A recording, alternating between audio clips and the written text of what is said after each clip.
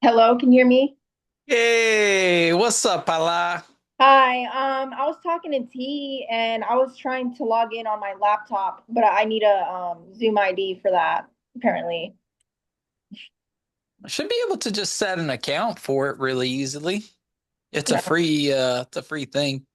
Yeah, I have the account on my laptop, but it's not taking the link that T sent me because I sent it to my email and then I clicked on my email to log in to the chat room. And for some reason, I don't know if it's because I have HP. Hang on one second. Let's see if we can't solve this. All right.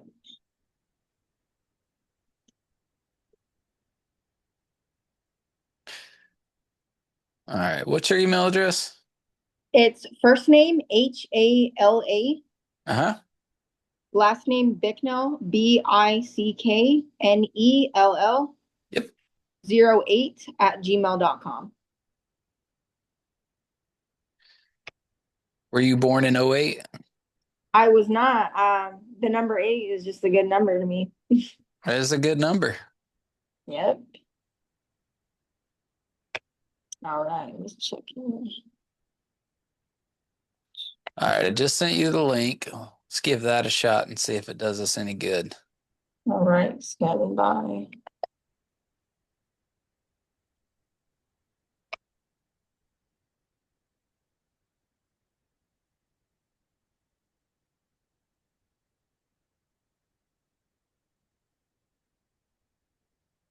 Here we go.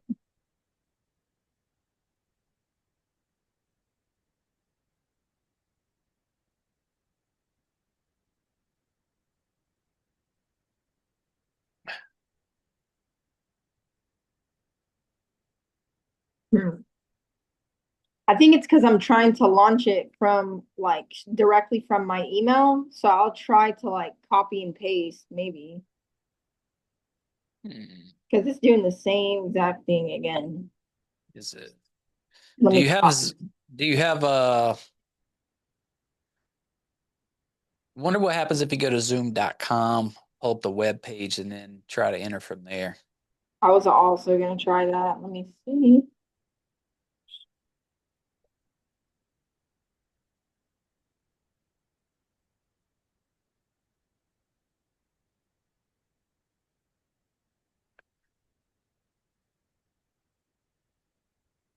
Hmm.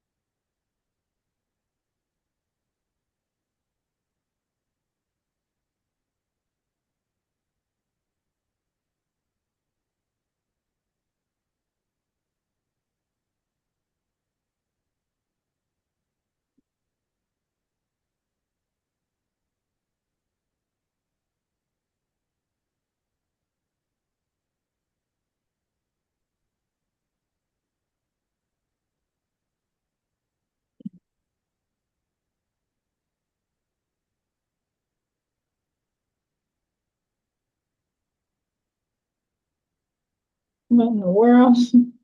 I swear, me and technology don't get along. We really don't. We're gonna solve that. I need to solve that for sure. If I can do it, you can. Because I'm a caveman. I was born 30 years past my time. That's a good point. I have no excuse. Okay, here we go. We're working with something. Let's see. Oh, now it's prompting me for my password. What is my password? I don't know.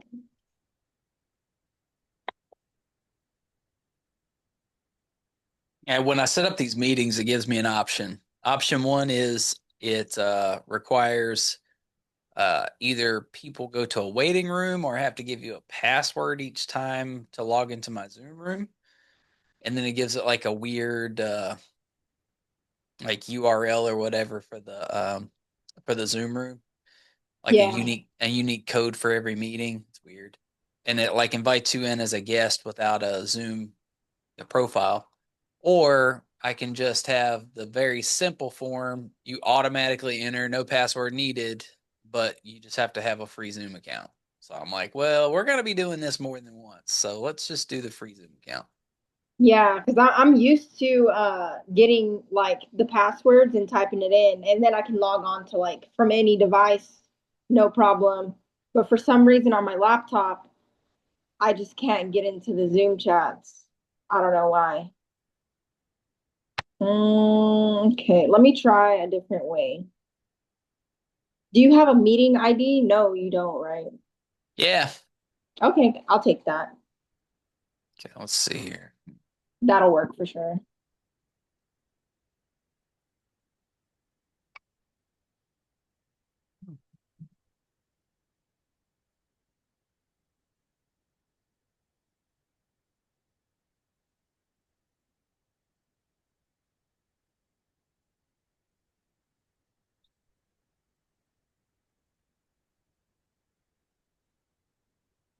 Meeting ID is my phone number.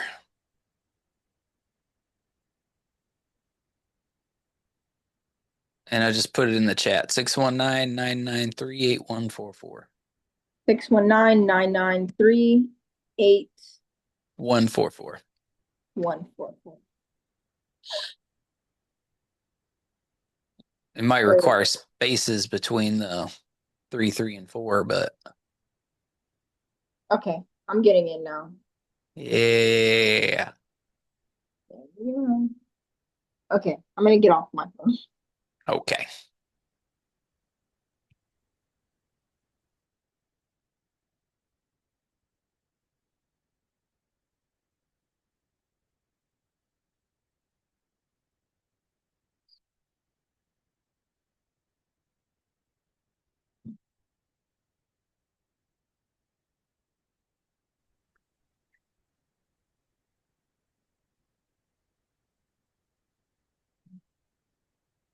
Can Oh, you hear me okay?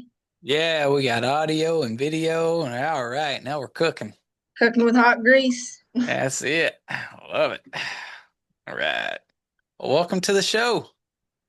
Thank you, sir. Much obliged. Hey, is today our first actual coaching call one-on-one? It is, yes. All right. We're going to cover a lot of ground today. All right. Well, now we've gotten through the first hurdle, which is being able to get on Zoom on the computer together. Yep. Which it's always, that's what InDoc is, that's what onboarding's all about. So, All right. all right. Now I'm sharing my screen with you. You can see it, yeah? Yes, I can. Excelente. All right.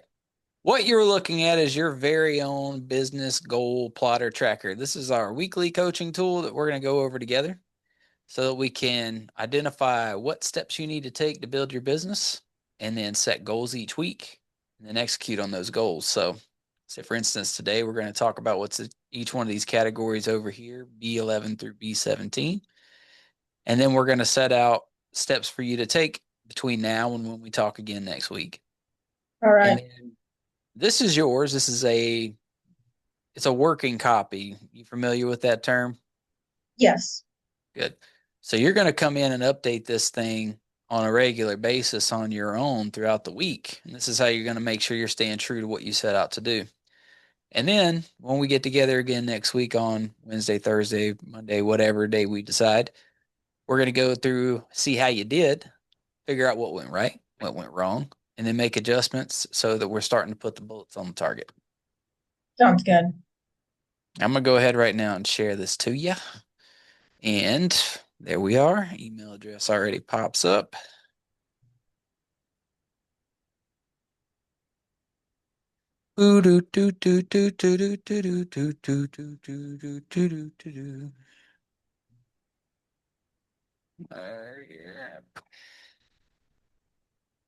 Foreheads on foreheads. That's right.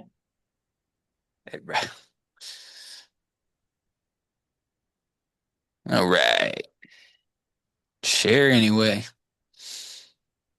We're gonna get you a home free email address here pretty soon. Sounds great. Once you get official, get your license and all that jazz. I'll take my But second test today, so all right, very nice. Moving right gotta get that along. on. So, two things I want to go over with you today. One, we'll talk a little bit about the school program. We'll go over these doodads, and then also we're going to talk about your business goal plotter tracker. So, uh, you ever seen this before? I have not. Cool. So, this is a little device I put together to kind of help uh, add some framework to our conversations week after week and give us something to review together because just jumping on and talking to a real estate agent for 30 minutes will get you nowhere. As salespeople, all we know how to do is talk in circles, and that is not effective for coaching. So we'll use this as a framework to make sure that we're staying on track with what we got to do. So don't worry so much about item 4 through 9 just yet. We'll just focus on items 11 through 17. What I did for you was I figured out what the most common, necessary, and effective social or not social, but prospecting strategies are for a young agent such as yourself that you can go out and get business. And the way that I came up with this was through 10 years of hard work, but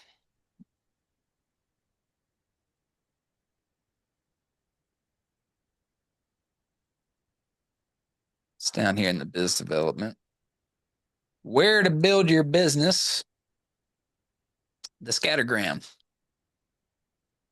Now, this is kind of a small version here, so I'll open up a bigger version for you. But that's where it's located, so you can always look at it.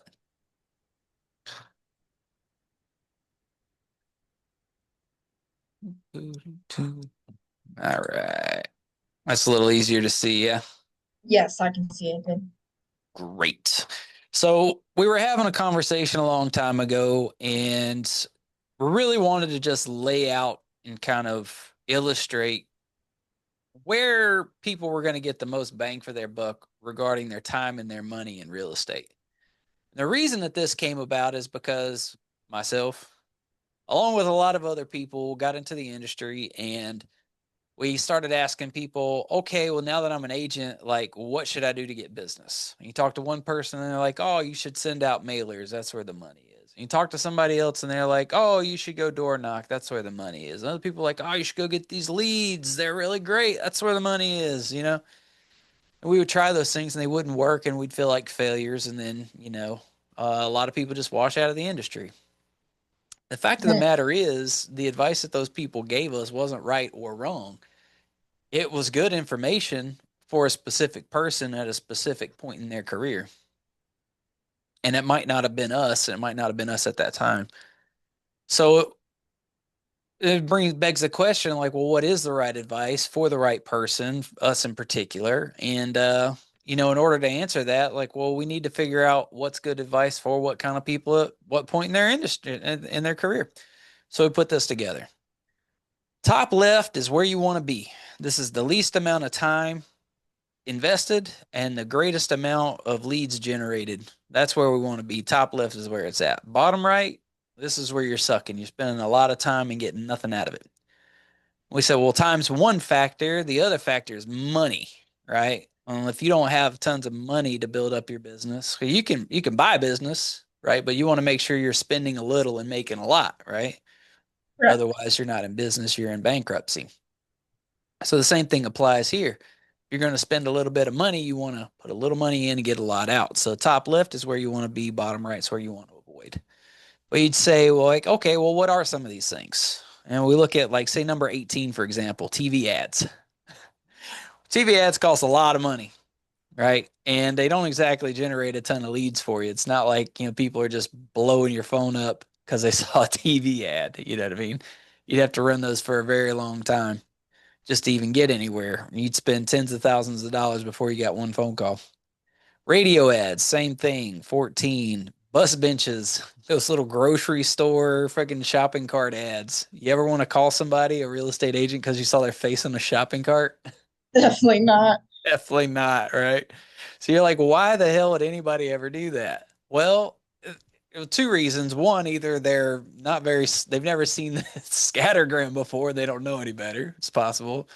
Or it's a person who's elevated their business in such a way that that actually makes sense. So you, as a single agent, you are years away from ever needing to do anything like that. And if you're just selling business for yourself, just as a sole agent, you'll never need to do this because the stuff up here in the top left is good enough for a single agent to carry you through to your dying days. You can make millions in this industry just by staying with your core five or six pieces up here. You never need to go beyond that unless you're really trying to build something large. So, like, say, for example, a mega team like the beer home team or the whistle group or wherever, some of these like 100 odd person teams. Well, when you have like 100 different agents in your company, you have to be able to feed all those agents business to keep them moving, to keep them attracted to your company. So having a bus bench for yourself doesn't make sense, but having a bus bench for your company that brings brand recognition. So one of your 100 agents knocks on a door and they say, "Hey, I'm with the beer home team," and people be like, "Oh, I've heard of them." Now that allows that person to have a warmer interaction with that client because they're with a reputable team. That's it, right? So maybe that $10,000 a month for that billboard can help increase the ROI when you spread it over 100 agents who are out there talking to people all the time. So that would make sense, right? But no one tells you that when you first get in the industry. No one like makes that make sense to you. Right. So then we think, well, that's what we don't want to do right now. What do we want to do right now? What we do want to do is up here. One, two, three, and four. Number one, open houses. They don't cost anything. You know, if you want to spend money on some freaking bagels or muffins or water bottles or something, you can, but you know, you don't even need to print up any flyers as long as you can afford to put your open house signs outside. That's enough. Put the house signs outside and stand in the doorway and wait for people to walk in. That's it. Number two, sphere of influence. People you already know. It costs nothing to talk to somebody who's already in your cell phone. Your family, you know, your very close friends, people you go to church with that you see on a regular basis. Three, past client referrals. Costs you nothing. These are people you've already done a transaction with. They talk to a friend, they refer you, their friend gets the phone number, calls you, you're in business. And then number four, network referrals.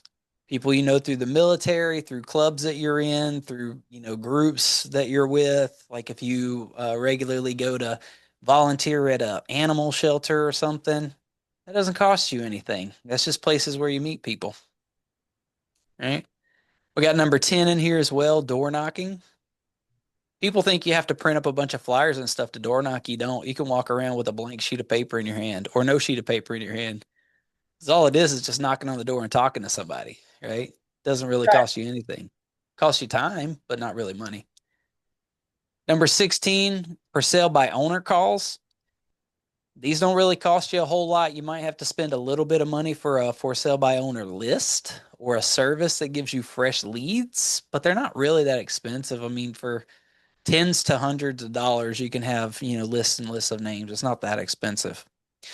The likelihood of you landing something, you know, is 50-50, but you know, it's there if you put the work in. And then number 19 up here is community events. Community events, like this is variable. You can spend a ton of money on these or no money at all. It depends on how you want to spend it. If you've got if you've got a table in your garage and a tablecloth, like maybe you've had it for years, you can freaking set that puppy up outside, put a lemonade stand on it, whatever, and give free lemonade to the community. That won't cost you very much at all. Or you can spend $10,000 and put on a big fat soiree. You know, it really just kind of depends. But they are effective if you do them well and you do them often enough. So for that reason, I put that one kind of middle of the road here. But, you know, it is effective. So it's something you can think about as far as money is concerned. I care about your money, especially early in your career, because you don't have much of it. And you can go broke real fast. And if you run out of money, you got to leave real estate and go get a 9 to 5. That's the opposite of what we need. We need to stay in the game as long as possible because time, and I'll come to show you, is our friend. So, moving on to time. The least amount of time invested at all with the best amount of leads generated, a lot of times is paid leads. The problem with paid leads for a brand new agent is you don't know how to convert for shit yet. You haven't had enough conversations with people. You don't know enough about transacting. You don't know enough about the ins and outs of like real estate law. You don't have the experience with certain situations to necessarily be able to work these people over and get them into a house. If you were an experienced agent and you moved to another city or state or area and you had to start from scratch and build up your business in a hurry, yeah, I do paid leads all day. Because then those paid leads turn into closed sales. Those closed sales turn into past client referrals. And then you get back into business. You can set up new open houses. You can build up a new sphere of influence over time. And you can get away from the paid leads. It's just a turbocharger, right? But you got to be able to convert first. So I don't love those. Number 3, past client referrals. No time invested at all. You close somebody on a house, and then 3 weeks later, they talk to a friend who happens to be looking to get out of the barracks and wants to go buy a house. Boom, there it is. You didn't put any effort into that at all. 4, network referral. It takes you a little bit of time for a network referral because you got to spend some kind of time inside of a community. You got to spend some time getting to know people, but a few phone calls into it, and you're getting hookups. Open houses. Open houses will take you all day because you got to go and set them all up and, man them and all that stuff. And then when you get done, you got to like make phone calls and things like that. So in the short term, there's a time component to open houses. They're basically free, but you got to put in the sweat equity. And then you got to do a certain number of them in the macro, month after month to really start to see the results and like land a lead from it. But do they work? 1000% of the time they work. Number 2, sphere of influence. Again, doesn't cost you anything, but you got to make the phone calls. 2, 3 phone calls a day, couple weeks, couple months into it, boom, you're going to start to get business. 10, door knocking.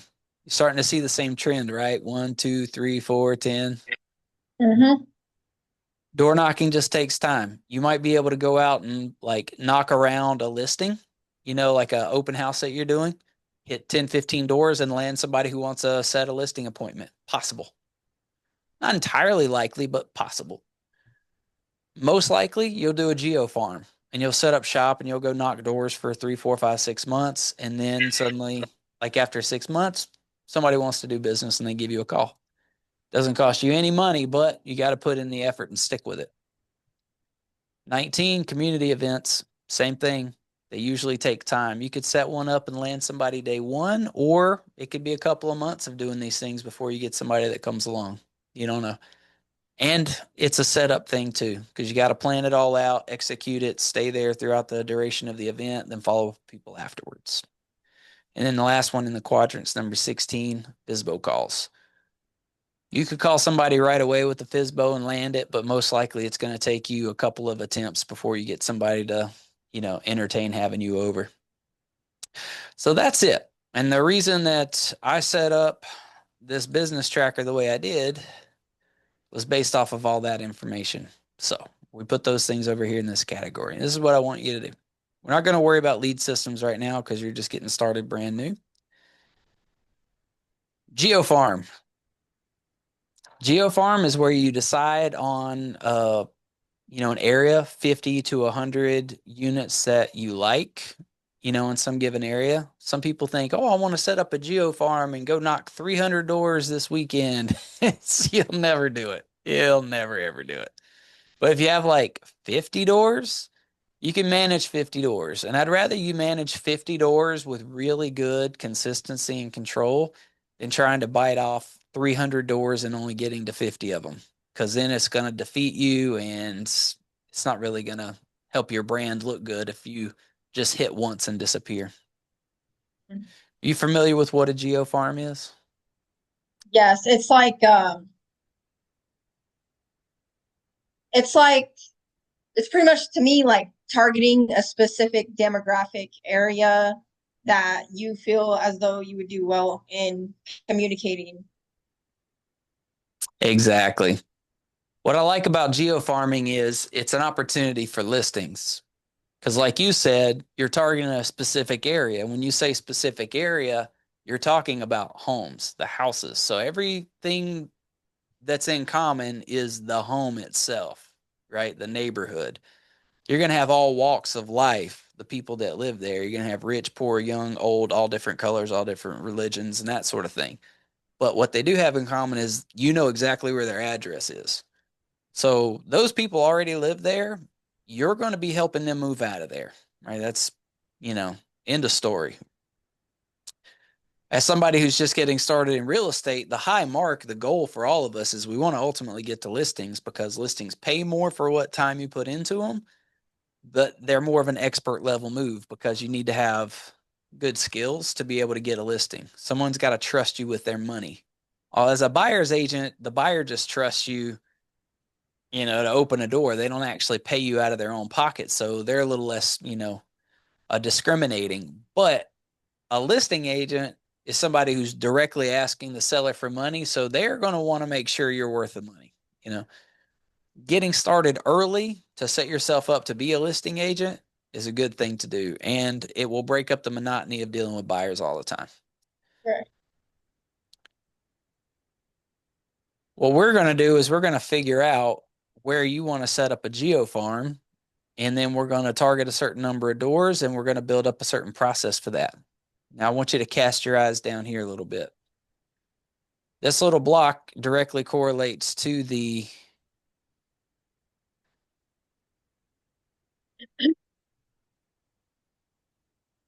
I just noticed that it's going to drive me nuts.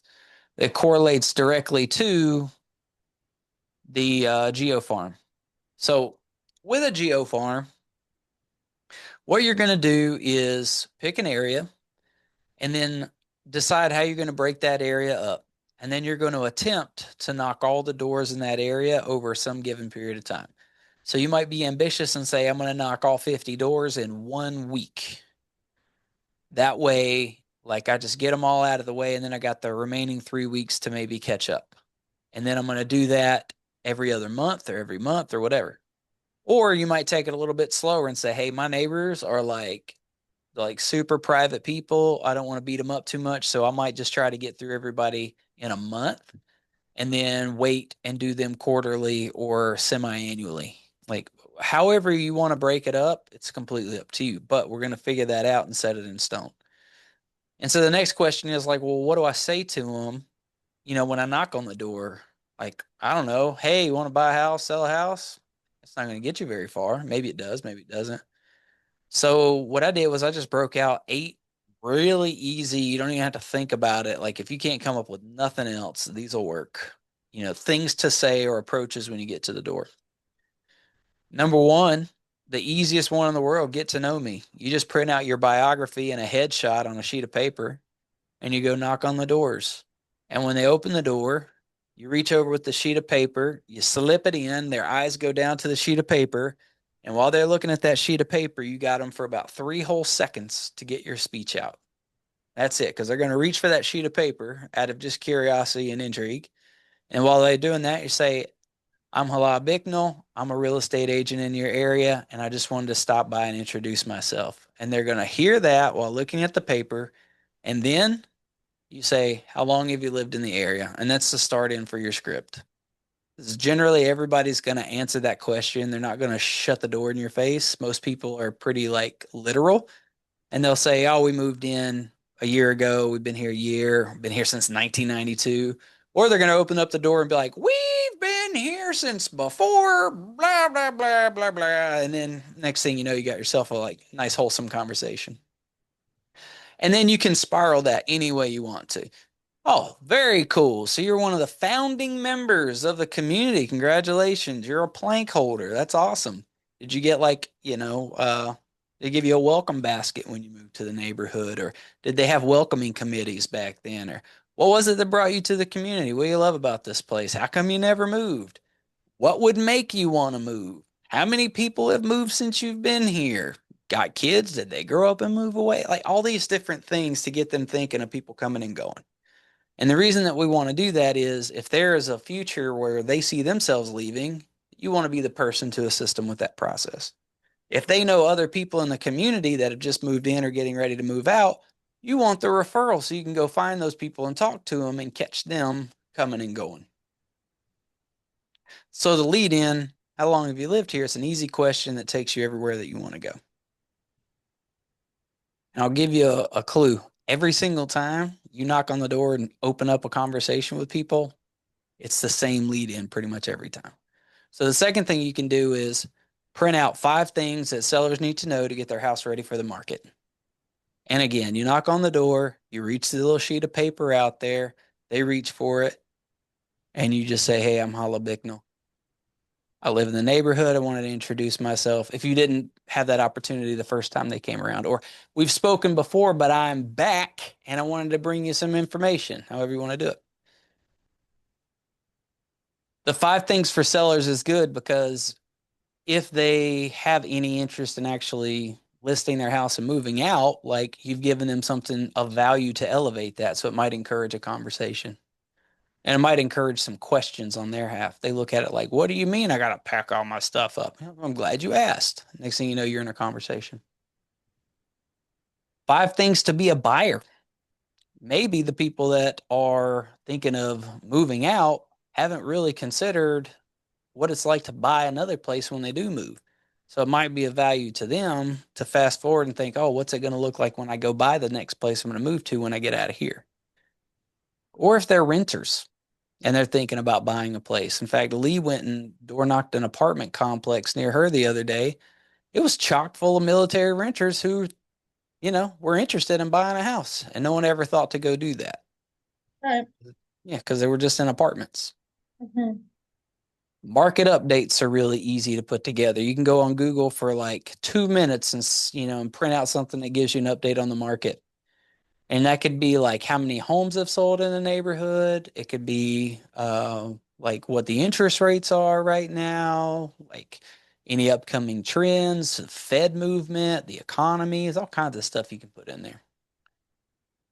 Next one's local events. You can get on Google and print out a whole calendar of events in the community or in the city or in the county for the whole following month. Put it together like, "Here, I'll put together a list of events if you're having trouble getting out of the house and thinking about something to do." There you go. Yeah, easy. One that I like is a "What can I do for you?" By this time, you've tempted these people like 5 times. Hopefully, they've seen your face by now. And you say, "All right, well, you've seen me come around 5 times giving you stuff. Now I'm here to ask you, what's going on with you? What do you want me to go find for you?" And kind of turn the tables on them. What's cool about that is it's a pattern interrupt, but also it gives you ammunition to think of something new for your next, value add. Instead of just giving them random stuff, maybe you can address something that's important to people and it'll get your creative juices flowing. Alternatively, you can do community invites to custom events and community events. So if you decide you want to hold a garage sale or something like that in the community, that's something that you can throw on there. Or you can figure out who's doing one and then just advertise for them, right? There's nothing wrong with that. And then the last one, if you haven't thought of anything else, just fun facts, pull something off the internet. Because, honestly, it doesn't matter what you say to them because you're going to go to what? Mm-hmm. How long have you been in the neighborhood?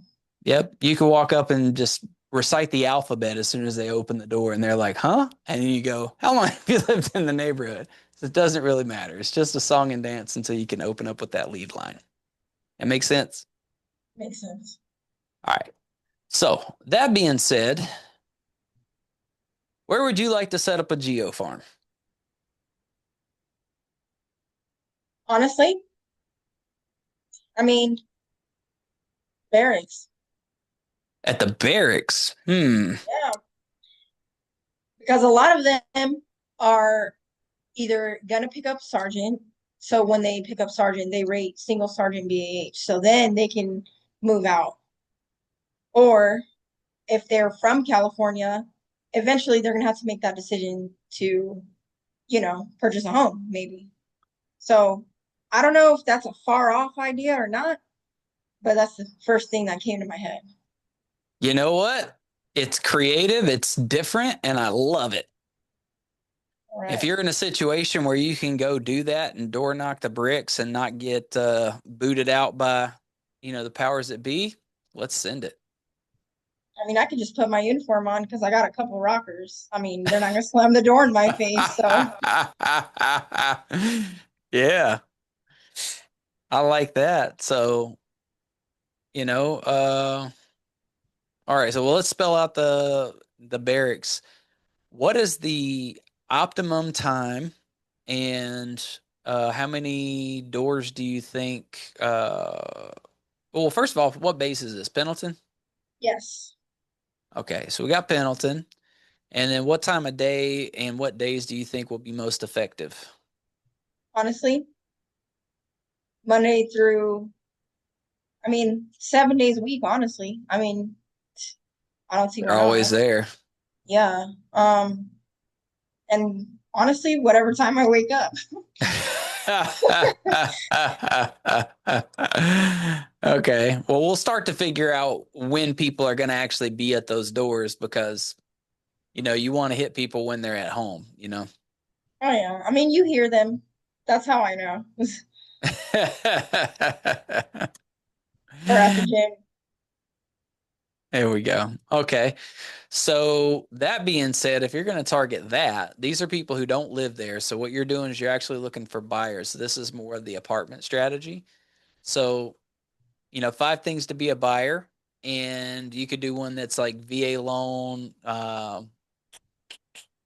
VA loan facts. You could basically take the home buyer 101 stuff and break it down into a like easy checklist. Like, do you have $1,000 car payment for a Mercedes AMG? Let's get let's get rid of that so you can buy a house. Yeah. Oh, are you an E4 with $1,000 car payment? And you are wrong, Marine. Let's fix this. Is your credit score plus or minus 500? Check. Let's get you there. Do you have $10,000 in the bank? Check. Let's get there. So that'd be really easy to do. Okay. So, very first step that we can take. What's the first easiest, most dumb, ridiculous step you can take toward getting this done? Just start doing it. I don't Okay. Do know. you want Like, to put together any paper? You just gonna knock on doors and talk to people? um, I'm gonna make some flyers just because I mean Marines, they don't you have to like put things in writing for them to process things sometimes. With lots of pictures and color. Yeah, lots of pictures, lots of colors. So I'll do that. Okay. So we'll start with one flyer, make one flyer, and then give me an idea of how many doors you're gonna hit per week that you're gonna hit between now and next week when we talk again.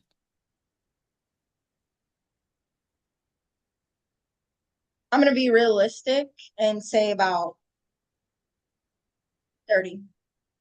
Great. 10 it is. We want to set that bar nice and low because every time you go back out, I'm going to level you up a little bit and a little bit and a little bit. And also, 30 doors is way too much for your first outing. We're just going to do 10 because you're going to do 10 and then you're going to start to rethink how you want to approach this thing. And I want you to Mm-hmm. stop there. I don't want you to be committed to 30 doing it the wrong way. When I do 10, take a beat, revise what you're going to say, what time you're going to go, how you're going to approach this thing, and then go back at it again and hit 10, 11, 12, 13 doors at a clip. All right. Easy peasy. Network farm. Network farm is networks of people that you know through some kind of common thing. Like you're in martial arts together, you're in horseback riding clubs together, you're in some type of like, religious community, you name it. It could be anything. You know what I mean? Um, the beauty of the network farm is it has nothing to do with a specific house because you're going to be dealing with buyers and sellers alike. And these are going to be people who don't share a zip code or a street name in common. They just share that network thing in common. They all love basket weaving. They all have toddlers that go to this school, like whatever it is. That's what's going to bind you guys. And that's what's going to make it a warm intro for you to talk to those people. And you're going to investigate those people. You're going to interview them and you're going to get to know them and find out who amongst that group has interest in buying or selling a house. You're just going to go through the network. So, that being said, what are a few networks that you can think of off the top of your head? Honestly, I stay to myself. So, And we're going and to fix that. yeah, I mean, I can be social, but I mean, I'm just being honest. I'm not really around people. Okay. So, no networks right now except for the military. Correct. Yeah. Well, what are your hobbies? What are you into that doesn't involve people that maybe we can find a community around? Um, I mean, I could communicate with people at the gym. I know a lot of people there. I just got to talk to them about what I'm doing. So I Easy haven't, peasy. yeah. So I'll start there. And this is just a traditional like weightlifting cardio gym, right? Not like a CrossFit or Yeah. something, not something fancy. Okay. A base gym? Yes. Yeah. Anything else you can think of? People that went to the same college you went to? Well, I'm in a whole nother state than where I was like brought up. So it's like all my networks are not here. So yeah, I'll be sourcing them. Okay. Spend a little bit of time when you're not on the spot and think about what kind of groups you might want to get involved with. Me, rock climbing, cars, young grandpas, obviously the military. Um, I like guns, but I don't have any. Motorcycle clubs, maybe. I don't have any tattoos, but tattoo clubs are a thing. Um, let's see what else. I like scuba diving. I could be encouraged to go find some people around here that scuba dive and, go on some go on some outings with them. Just get your brain going on that. So, no need to take any action on that right now. I just want you to think about what those groups are. But when you do identify one of those groups, it's the easiest thing in the world. So, let's just say you're like into cars, right? You would do a cars and coffee commitment like once a month. And they have these cars and coffee meetups all over the place. You just say, hey, I'm going to go to one of these a month. I think they only do them once or twice a month anyway. Like, I'm going Mhm. to make sure I get to cars and coffee and I'm going to set a target of talking to 5 random people while I'm there. That's it. Like, easy bar. And it's easy to do because you walk up, you're looking at a car, another dude's looking at a car, and you say, hey, man, that's a nice car. And they'd be like, yeah, it sure is. And you go, so how long have you lived in the area? Or whatever. You know what I mean? You just switch it over and you just start to find out who they are. It's the simplest thing in the book. So I want you to think about that. And then once we do have a couple of those locked down, then we'll set some targets for how to proceed with them. Next one's your social media. And when I say social media, I don't mean social media discovery. I mean social media networking. That's Facebook, that's LinkedIn. The reason I don't want you worrying about social media discovery is because that is a good platform for someone who sells a product that they have control over, but you're essentially working for a broker, and brokering is just facilitating the exchange of a product that you don't control, right? So you having 1 million followers on TikTok doesn't help you sell a house. It helps you sell socks. It helps you get ad revenue, but it doesn't help you sell real estate. What does help you sell real estate is finding people on Facebook and LinkedIn that you actually know, people with real headshots and real names, and then going through and finding all the people that they know that you know in common and adding them to your network. You're going to build up a huge catalog of people who know the same people you know because those are very warm connections. They don't need to know anything about you, just that you're friends with so and so. And if you're friends with so and so, then you can be friends with me because I like so and so. And if so and so likes you, that'll work, right? Easiest thing in the world. All we're going to do there is we're going to get in and add 5 of those friends a day, 5 days a week, until you got about 2,500 people on there. And by the time you have 2,500 people on there, your inbox is going to be overflowing with people asking you questions about buying and selling real estate. For a military person, it's fishing with dynamite. And anybody who doesn't do it is just leaving money on the table.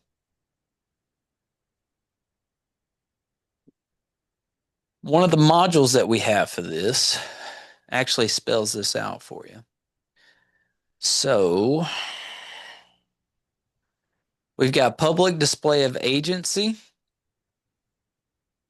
This is where we want to make sure everybody that we know knows that we're an agent. And part of that is the social media, your profile. And then social media engagement and expansion. This talks about how to connect with people on social media, how to communicate with them, especially on Facebook, to stand out and have meaningful conversations. It's all listed here. And then there is, see, setting up your public profile right here. And this is how we're going to set up your public profile so that you look the part on social media. That way, when people try to find you, it's really easy. I want people to trip, fall, and like be hit over the head with the fact that I'm a real estate agent and not a schmuck. What I did was I just went straight through my own page here and just laid out everything that makes my page the way it is. So it's Mhm. really easy to see everything that I'm all about. So many people are like real estate agents in real life, but you look them up on social media or the internet and you have no idea that they sell real estate. So if someone were to refer them over to you and somebody snoops you out, they'd be like, this person doesn't even sell real estate. They like work for a cab company. Like, I don't want to work with that person. So your social media just needs to back up what you're doing. So what I'm going to say for this one is let's set up our social media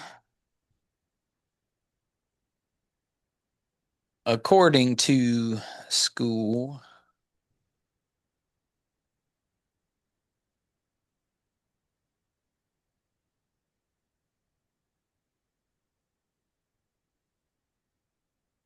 Set up your online profile, and that'll get us started. That'll take you a little bit of time to do. All right. Sphere is just a matter of talking to all the people that are closest to you anyway. You're just like me. You didn't grow up here. Your whole network's back east. But there are some people that are in your local sphere of influence, right? Folks that you're super close with, past roommates, mailman, your favorite barista. People like that are super close to you. You can reach out and touch them. And there's a module on school for the sphere. It is the building your SOI. And then this is a list. It's like 140 or something like that. Yeah, 144 different ideas for people to think of that are your sphere. All you got to do is go down the list and write in names for each one of these. Guarantee you put an hour into this, you'll have 20 names you didn't think about of people to reach out to. And you're from the sales world, you get this. This is just basic networking 101 right here.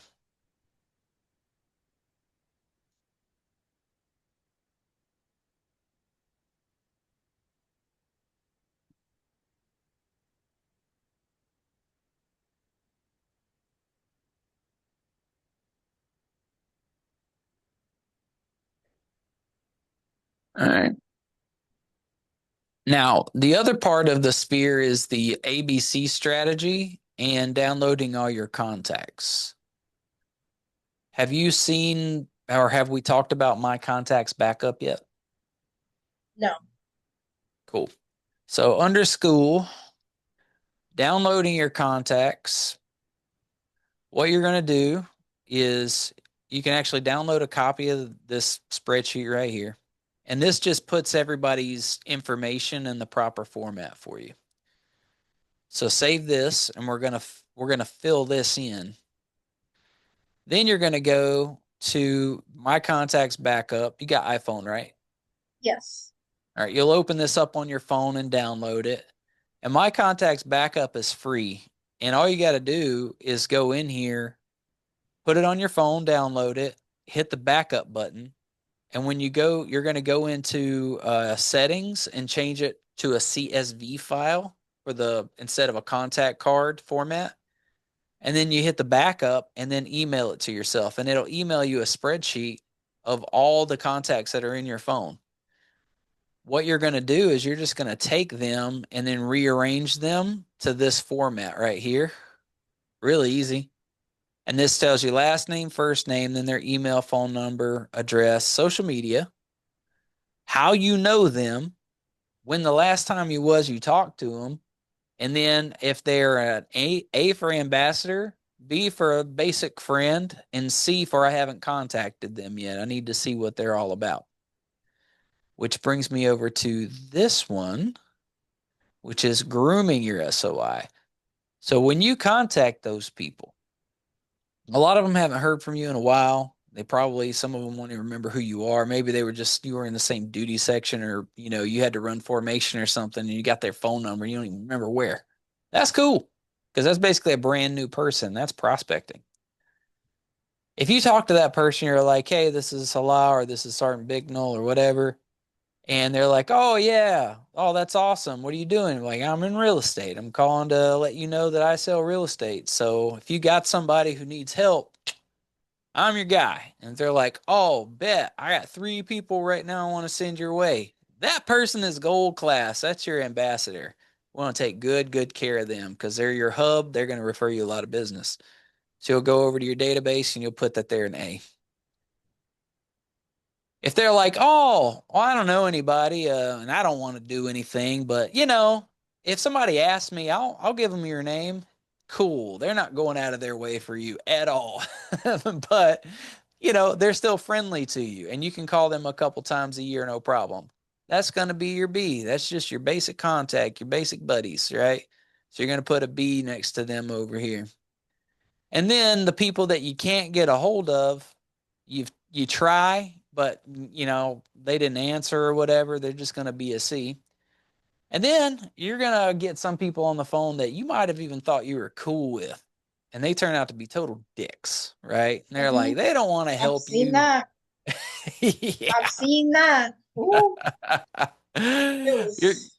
you're gonna cut them out of your life, man, because they're just gonna drain your life force. I've seen so many agents try to take dickheads and bring them around and just don't even bother, you know? Yeah.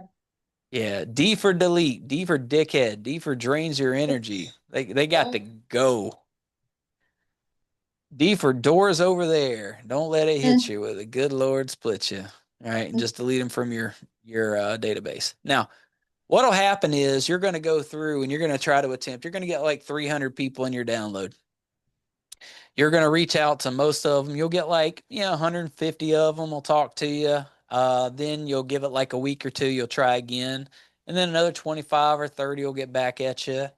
And then some of them just won't answer from the phone. You got to get creative. You start chase them down on social media. Try to DM them, or private message them on Facebook or whatever. And then a handful of them will respond back to you. And then there's going to be some number of them that just never even answer. Well, after you've tried a couple of times and they just do not come through, it's all right. Just go ahead and take them out of there. You did the best you could. The ones that you do get a hold of, you're going to have first name but no last name but no first name but no email or no phone number or whatever. In the course of your conversation with them, you're going to try to collect that information because part of what you need to do is populate a full roster here. But two, you're also having a conversation with them about life and them and their moving goals and stuff like that, as well as sharing with them your journey. I don't want you to be all like weird because you're a brand new agent thinking, I'm just a brand new agent. Who am I to ask for their business? If that's even remotely in your mind, take it out because they don't even care. They're not even thinking about you being a brand new agent. And even if they are thinking you're a brand new agent, don't sweat it because most people want to see you do well in your journey. There are so many people that took a chance on me when I was brand new. I ended up selling them three, four, five homes, right? If they like you as a person and they trust you as a person, they'll trust you with the real estate work because they know you're of good moral character, right? Mhm. And that's all you need to lean on. That's the greatest thing about the sphere and the network Yeah. is these people already know you, like you, and trust you. And that's the golden ticket. Yeah. All right. So we'll get that database all filled out. Once you've made three, four, five attempts on all these people, you're going to lock in what you have, and we're going to take all this and we're going to move it over to your CRM, your customer relationship manager, whether that's follow up boss or what's the other one? Keep wanting to say Ylopo. It's KV Core. Sorry, KV Core or one of the other ones that you like. Whatever you want to spend your money on, we'll move them over to there. And the CRM will have automations that you can set up and have tracking, and they'll have scripts that you can go ahead and put in and automated text messages and all kinds of stuff like that. But we just got to get through the basics first. I guarantee you're going to find a deal here if you go through all these people. So that's why that one is on the list. So, what I want you to do between now and the next time we get together is I want you to do that. And when you go through these things on school and you actually complete these tasks, like obviously downloading your contacts and going through everybody is going to be a long process. But once you've downloaded the contacts and you've made one round of phone calls, just go up here and check it off, right? Same with this one, grooming your sphere of influence. And we should have, let's see, maybe it's on this one. Should be some language in here, what to say to them and what to talk to them about. Yeah, here we go. Hi, so and so, it's me. What are you up to? Yada, yada, yada. It's a very easy script to follow if you can't think of anything else.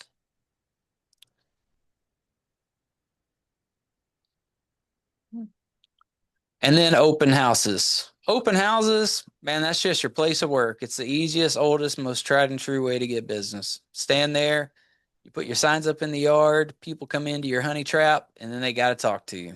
You're in my house. You can be as aggressive with people as you want to be because they came to you. Oh yeah, some people are rude. I was Uh-huh. doing yeah, I was doing one. Everybody signed in because I made sure they signed in, but like not in a rude way. But you know how Yeah. people don't like signing in at all? Yeah. I was like, I wouldn't let them continue until they signed in, pretty much. Everybody. I don't care. I do not care. But like they don't know that I'm actually like tracking. You know what I mean? Yeah. I'm just being nice about it. But there was this one guy, his name was Scott. I remember him. He was older, and I could tell maybe he was an agent or knew somebody, or he was well versed in the world of Yeah. real estate. And I was like, "Oh, sir, can you just sign in, please? And then we'll take a look around."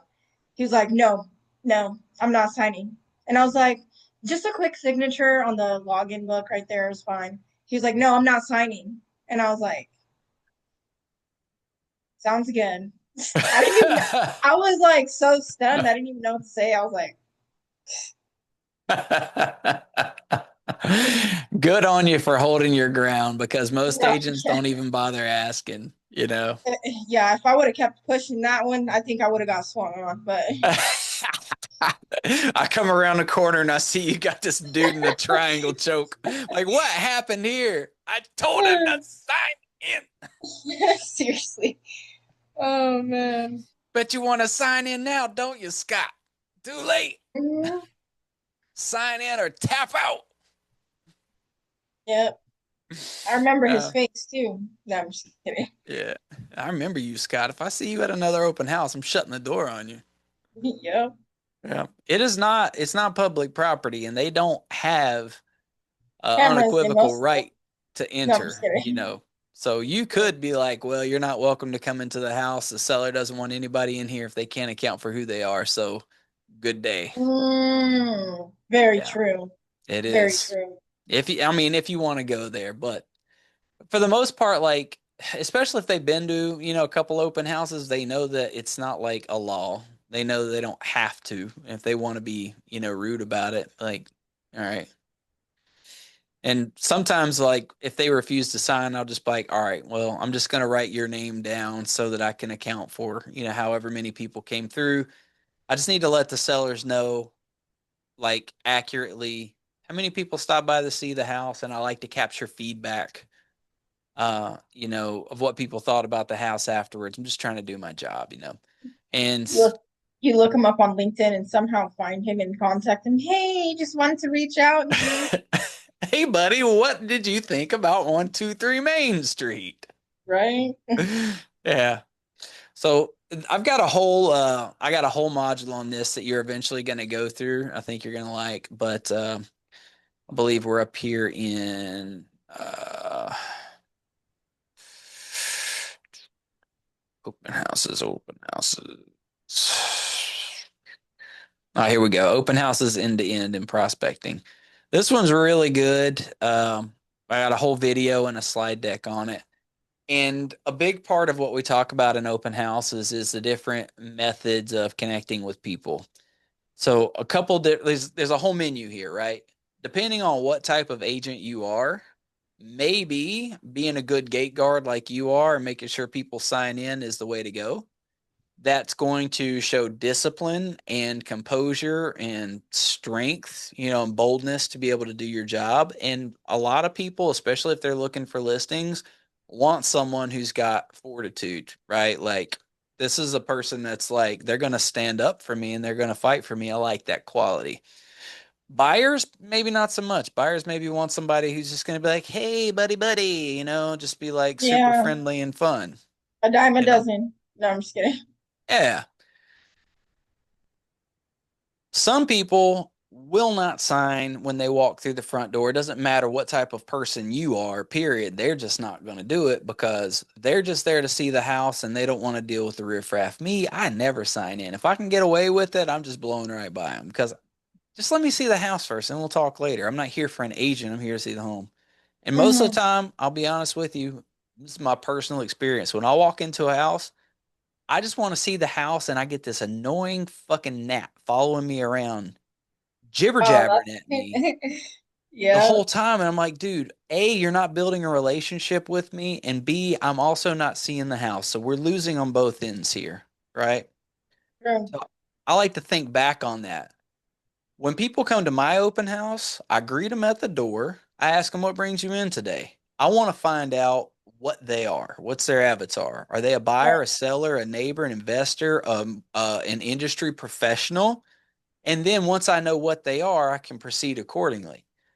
If they're just like, yeah, we're in the market for a house, we've been looking for something for a while. And if they like break away from me and they just like are very dismissive about it and they clearly just Exactly.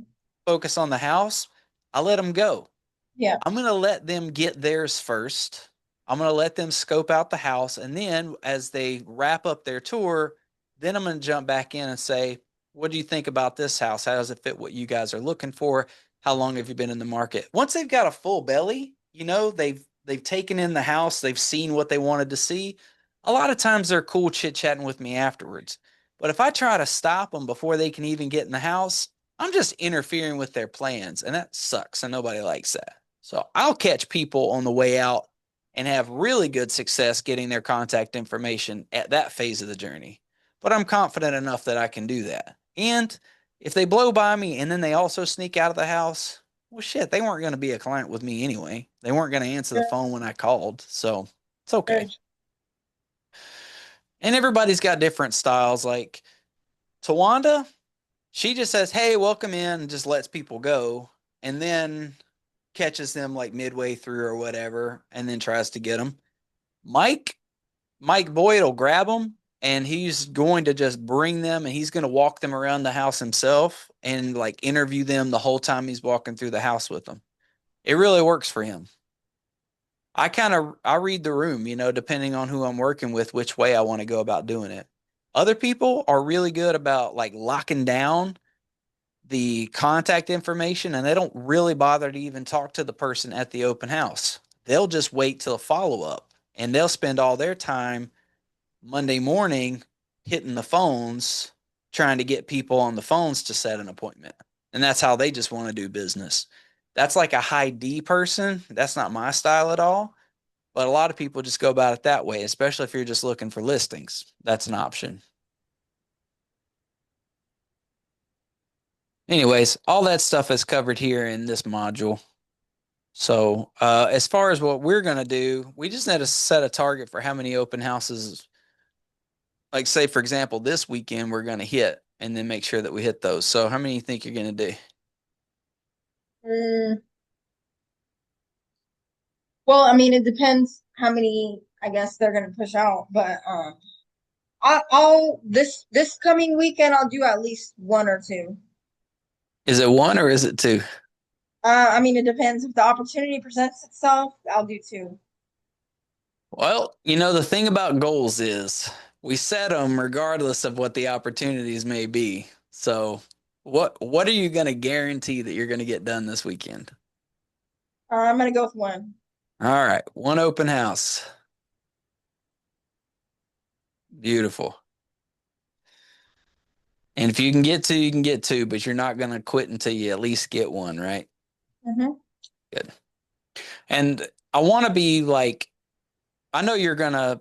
I've got a feeling that like you're going to commit to these things that you set up for yourself. So I want to make sure that when we set goals that are attainable and are very crisp, no ambiguity to it. One or two is not an answer. One's an answer. 30 doors, I think is too much. 10 doors, we can definitely do. If you feel froggy and you push that to 30, hell yeah, way to go. But I don't want to set that bar. I want to be very clear and make sure that we can hit the targets that we hit. So next week, when we get back together, we're going to go over how we did with the things in these categories. These are like, this is kind of long form. This section down here, we're talking about what we're going to do. We're taking notes. We're getting feedback on how these things went. So as time goes on, these will become 2 lines, 3 lines, 4 lines, 5 lines. We're basically going to be keeping a diary of how these things are working. But once we start to get numbers in place and we're like, Matt, every time I go out and door knock, I'm getting like, I knock about 15 doors and I get about 3 people to answer and I get about one person that sets an appointment. So I'm starting to see this as a pattern. This is my number right now. This is my hit rate I'm starting to see as a pattern. At that point, once we start to have those numbers and those patterns, we can go up here and we can start setting actual numerical goals. So, not just like the effort that we want to take, like the type of work that we want to do down here, but up here we can say, all right, well, I actually want to meet. When we say like actually have conversations, we're talking about contacts. A contact is like actually bumping into somebody and communicating with them. So we can start to say, well, I want to have, 10 contacts this week from my geo farm. And you know how many doors you need to hit to make that happen. So what we do down here in this block starts to match what we do up here in this block and these activities, because you can't control how many people open the door. You can only control how many doors you knock. But if you follow your hit rate, you can expect that if you hit a certain number of doors, you're going to get a certain number of people to answer. And that's what we're going to shoot for. So if every 5 doors, one person answers and we need to hit 10 contacts, then we're going to say 50 doors. We're going to go knock 50 doors. And that's going to correlate with this contact goal. Now, say we fall short, we only get 8 people. Cool, we'll put 8 people over here. And then we know next week we need to go up to like 60 doors to try to hit that 10 contact average. And the number of contacts you make will correlate down to the number of prospects you add. So just because you talk to somebody doesn't mean they're like a prospect that they're going to give you their contact information, that you're going to be able to follow up with them. But a certain number of them will. So let's say you have 10 conversations and 2 out of every 10 conversations, you end up getting the digits. Cool. Well, now we got an idea of what your hit rate is for prospects. And you say, well, Matt, I want to add 5 people. I want to add 5 prospects this week. We say, all right, well, if your hit rate's, 20%, then we know that we need to bump this up to like, this is going to be more like 50, right? Or something like that. So if we know 2 out of every 10 will get us there, we'll say 25. So 25 contacts ought to get us about 5 prospects. And then we'll come in and say, oh, I actually did better than I thought. I did 6. And we'll write 6 down. And then we'll track this week over week over week. And all this falls right in line with your business because the number of people you add will be a number that will get you to the number of people you have a meeting with. And that will take you to a number of people that you have uh, showing appointments or listing appointments with. And that will turn into contracts and that will turn into closings. And then you'll be able to map your whole business from the number of deals that you closed this year. We'll be able to track all the way back to the number of doors you hit, the number of people you added on social, the number of open houses that you did per week. And we can actually look at your business from a big blueprint standpoint, like a real deal business owner. Right. Okay. Question, did you come up with this? Yes. Yes, I did. This is a very good way to like actually quantify like how your career is progressing. It's really nice. Yeah, I'm glad you like it. Most people like I don't think they really appreciate it, but when you've been in business for 10 years, stuff Yeah, like this is like, oh, I yeah, needed that. yeah. It's a deal. It's a deal. It really defines like how you actually organize your thoughts and do things because that's very important. Yeah. Because it's a numbers game, right? Like for you to be able to Yeah. survive in this business, you need to be able to do a certain number of deals a year. And Mhm. also like you want to maximize the amount of money that you make for what you do. So, you know, if you're going out, like for example, and you're spending, let's just say you're doing 2 open houses a weekend and that's only getting you like one deal a month, maybe. Like, well, you're spending, you know, 8 weekend days for one deal. Whereas if you were to just spend, 8 hours a month door knocking, you'd get the same one deals. Now, maybe you scrap open houses and save your weekends for fun stuff, Mhm. like, but Yeah. if you didn't track your numbers, like you wouldn't be able to identify that and say, this is working for me, this isn't, we should dump these things. Yeah. Yeah. I might not be as good at like I don't know. I don't even know yet, but I might not be as good at like door knocking or, stuff like that. I might be better at open houses. You don't know until you know, put a number to those things. Like how many of these people have I actually connected with? So, Read yeah, my mind. I'm gonna keep track of that because I really do like want to figure out, okay, what would be my strength, at least in the very beginning, so that way I Mhm. can be good at all of it. Yeah. And then also there's strengths, like there's what's working for you, but then there's also what makes you happy too. Like there might be something I do, like let's just say for example, door knocking didn't really get me the best results. Let's just say it got me mid-level results for the time. But I enjoyed it. It had helped me get steps and lose weight. It gave me an opportunity to be outside in nature. Maybe I take my dog with me, and I'm getting my dog walking in at the same time. Even though it's not the most rewarding in terms of the deals I get, maybe it fills my cup, and that's enough. But I wouldn't know it until I did that. And there might be some other stuff that gets really good results, but I hate it, and it's like sucking my life force. Maybe I dial that way down, even though it's lucrative. Maybe I dial that way down for the sake of sustainability Hmm. you know? But we'll figure Hmm. that out. Like you said, we're going to go through these things. We'll see what feels good, what hits well, and then we'll tailor it to something that you can live with, a routine that you can repeat day in and day out for the long haul. So what I want you to do, I don't want you to like use all your youthful energy to blow up really quickly and then burn out, go to rehab, change careers, and then try to come back and muster your energy to do it again and then burn out again. I want you to start to do things that really work good. And then as time goes on, I want that to just grow and grow and grow to where you're building something that's just getting better in every way. You're feeling happier about what you do every day. You're making more money every day that you're doing it. You're meeting Yeah. new people and making better relationships every day that you do it. Everything in your life is on a steady growth curve. So when you wake up in the morning, you're like, today is going to be better than yesterday in every way, just because I put it on that path to begin with. and cut out the shit Right. that I didn't want to do.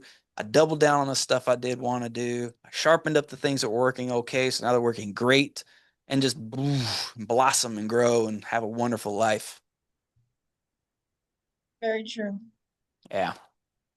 Okay. So that's a pretty good kickstart for what we want to do between now and next week. You got a lot to work on. And then also, I'm going to add this down here to your real estate classes, which I know you're going to bang these out because you've already done them before.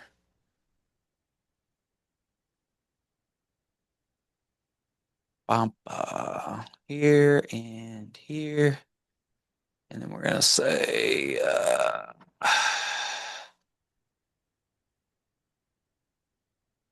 oop.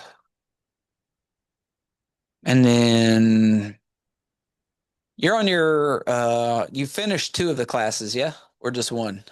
So I'm actually taking my second test today because it won't let you take the test until 18 days after the first one or whatever. But I take my second one today.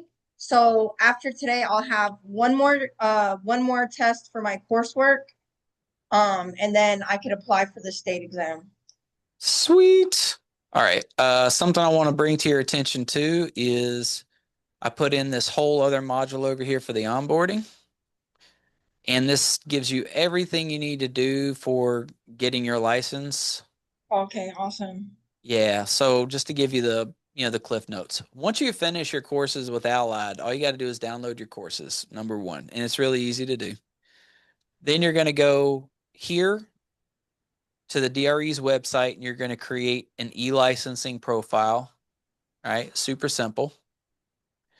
And when you do that, you're going to fill out all the information and then you're going to upload your course completion certificates. When do you fully separate? August 13th.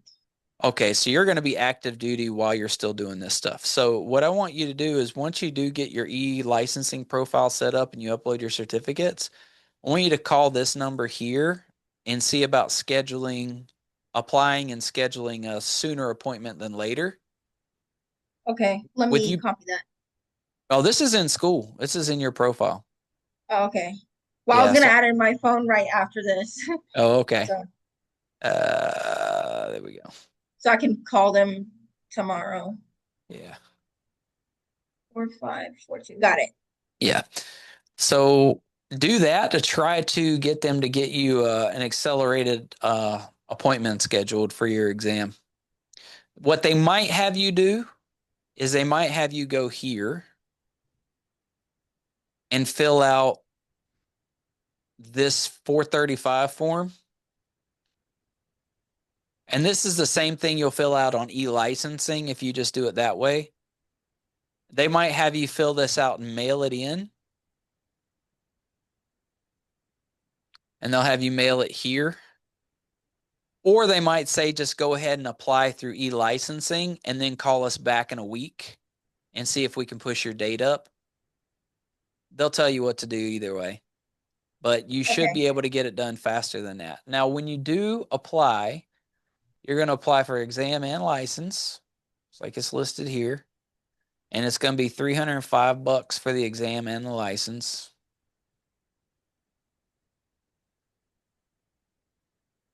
If you apply over the mail, they'll want you to send a check. If you do it online, you can pay right through the portal. And then here's a link to the current processing times. So let's see, sales exam and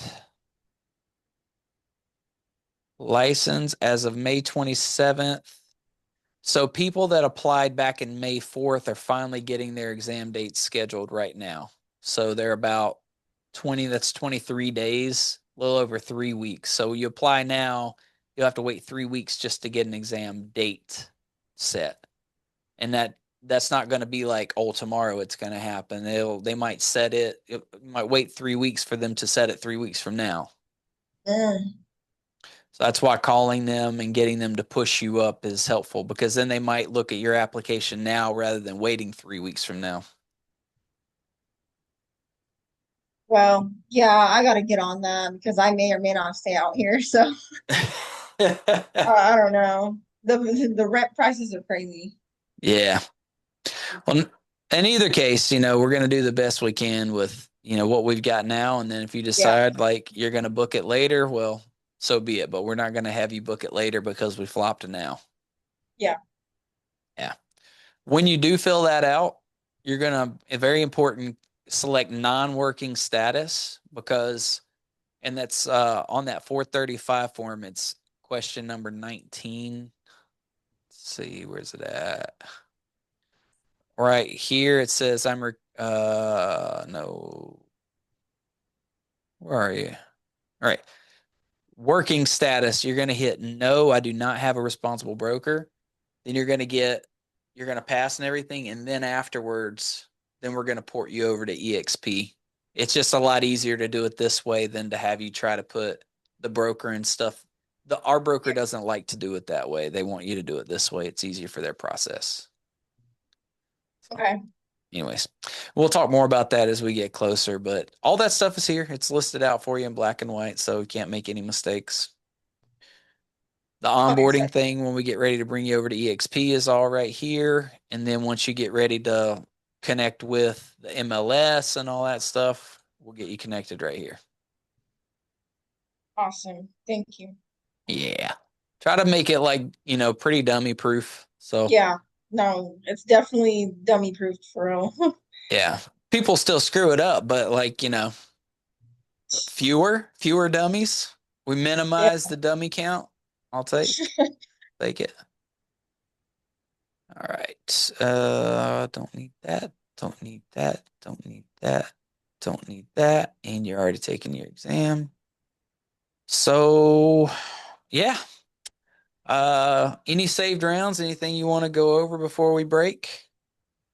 I just want to recap my main goals before next week. I'm assuming next week, Friday, we're gonna like touch base again. Yeah. Okay. So just to recap, the things that are my priority until next Friday is the door knocking, while also getting contacts from those door knocks. Correct. Um, social media, kind of building up my social media a little bit to, so this is my thing. So I have started making, you know, content for my social media, kind of describing what I'm doing. Yeah. But I mean, obviously, I'm not saying that I'm fully licensed or anything, you know? I'm Yeah. just saying, oh, I'm a Marine Corps veteran. Come with me as we do this. You know, just which makes me cringe, but like I have to do it that way, you know? Yeah. Um, so I'm already doing that. So social media, Facebook, LinkedIn, and then get contacts. So getting contacts, social media, door knocking. And I'll make your life a little bit easier too. Let's see. This is actually your working document. So you have access to this. Just open it up and go here and look at what you need to do this week. Okay. Oh yeah. Yeah. I I mean, can feel free definitely. to write it down in notes additionally, but this is Yeah. your working copy. So I want you, as you do these things, I want you to come in here and make updates.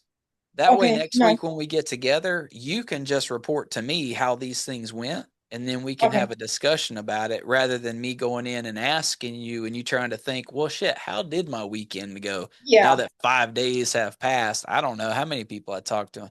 Just update this as you go, and then it's a lot easier for us to go through and hit that stuff. Okay. Sounds good. Yeah, and then you don't have to try to like, have your to-do list in two different places. Awesome. Also, when you go through school, as you knock out some of these things, let's just say, for example, we're in the training plan over here and you're doing your sphere of influence. Once you do one of these things, remember to check this box up here as done because I'll be able to go over here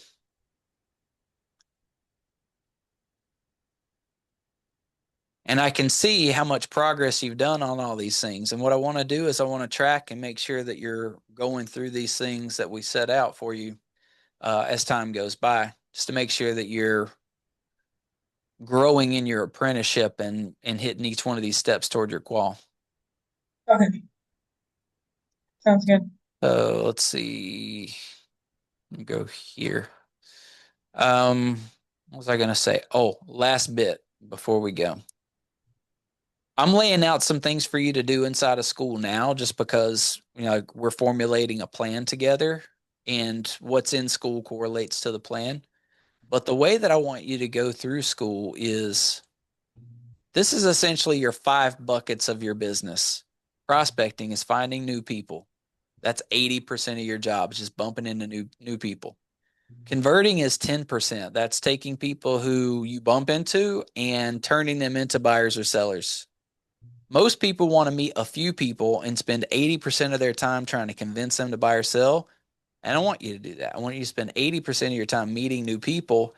And then the ones that are like, yeah, I'll buy and sell a house. Great. Let's just walk through the door really easily.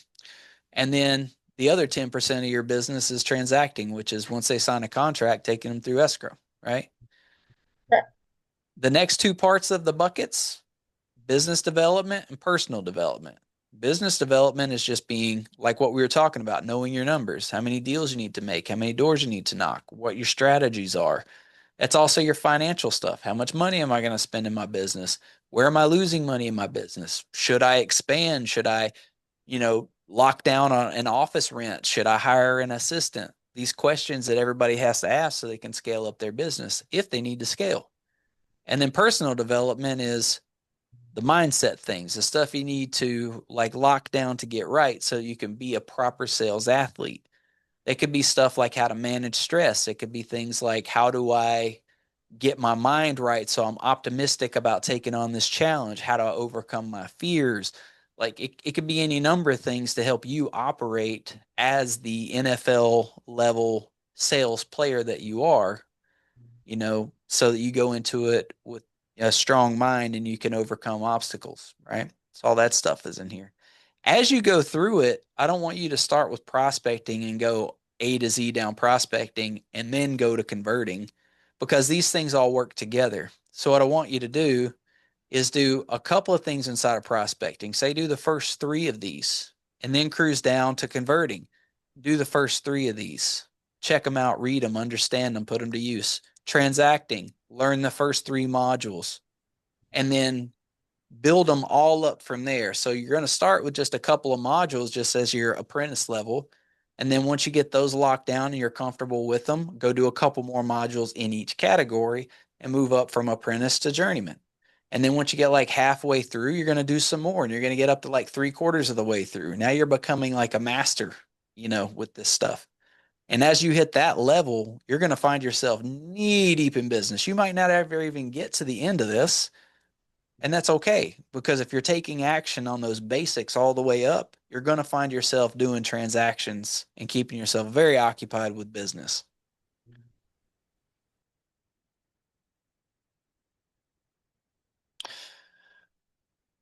Okay, we covered a lot of ground today.